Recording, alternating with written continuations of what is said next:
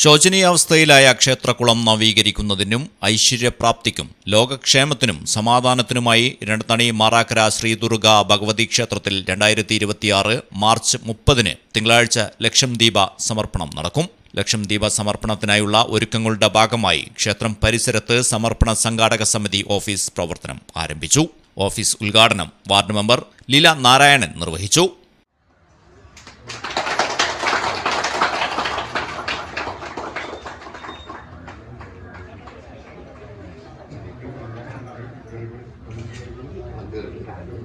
ഇനി നമ്മുടെ ഭദ്രദീപം തെളിച്ച് ഉദ്ഘാടനം ചെയ്യുന്നതിനായി ദീപം തെളിക്കുന്ന സെക്രട്ടറി പി സാജു അധ്യക്ഷനായിരുന്നു.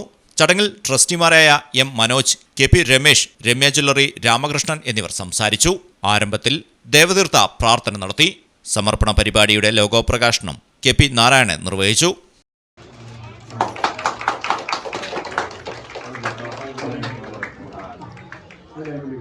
മാറാക്കര ഭഗവതി ക്ഷേത്രം ഏറെ വൈവിധ്യമാർന്ന നിരവധി പരിപാടികൾ കൊണ്ട് ശ്രദ്ധേയമായ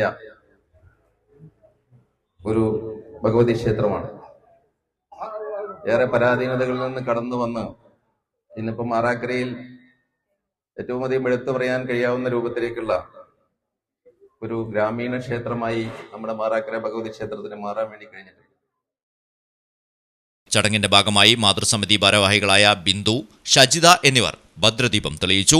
ലക്ഷദീപ സമർപ്പണത്തിനുള്ള ആദ്യ സംഭാവനയായി കെ പി നാരായണൻ 5000 ദീപം തെളിയിക്കാനുള്ള തുക കൈമാറി. ക്ഷേത്ര ഭാരവാഹികൾ രസീതും നൽകി. കെ പി വിജയൻ ചടങ്ങിന് നന്ദിയും പറഞ്ഞു. ലക്ഷം ദീപസമർപ്പണത്തിലൂടെ ക്ഷേത്രകുളം നവീകരണ പ്രവർത്തനങ്ങൾക്ക് ആവശ്യമായ ധനശേഖരണം നടത്തുക, ഭക്തജനങ്ങളെ ദീപസമർപ്പണത്തിലൂടെ ആത്മീയമായി ഐക്യപ്പെടുത്തുക എന്നതാണ് സംഘാടക സമിതിയുടെ ലക്ഷ്യം. നമ്മുടെ രണ്ടത്താണി ശ്രീ മാറാക്കര ഭഗവതി ക്ഷേത്രത്തിൽ നടക്കുന്ന ലക്ഷദീപ സമർപ്പണം എന്നുള്ള പ്രോഗ്രാം മാർച്ച് 30 നടക്കുകയാണ്. ആ പ്രോഗ്രാമിന്റെ പ്രവർത്തനങ്ങൾ കേന്ദ്രീകരിക്കുന്നതിനായിട്ടുള്ള സ്വാഗത സംഘം ഓഫീസ് ആണ് ഇന്നിവിടെ ഉദ്ഘാടനം ചെയ്ത് നമ്മുടെ പ്രദേശത്തുള്ള വാർഡ് മെമ്പറായിട്ടുള്ള ശ്രീമതി ലീല നാരായണനാണ് ഉദ്ഘാടനം ചെയ്തത്. ഈ ഒരു പ്രവർത്തനം വളരെ ജനകീയമായിട്ട് എല്ലാവരുടെയും സഹകരണത്തോടു കൂടി നടത്തുക എന്നുള്ളതാണ് നമ്മുടെ ലക്ഷ്യം. അപ്പം അതിനുവേണ്ടി വളരെ എല്ലാവരുടെയും സഹകരണം ലഭിക്കുന്നതിന് വേണ്ടിയാണ് ഇങ്ങനൊരു ഓഫീസ് ഉദ്ഘാടനം ഒരു ജനകീയ ചടങ്ങാക്കി മാറ്റുകയും ആ രീതിയിലുള്ള നമ്മുടെ പ്രവർത്തനങ്ങൾ ഈ ചടങ്ങോടുകൂടി ആരംഭിക്കുകയാണ്. അപ്പം ഇതിന് എല്ലാവരുടെയും എല്ലാവിധ സഹായ സഹകരണങ്ങളും പ്രതീക്ഷിക്കുന്നു. News bureau, Kadampuzha.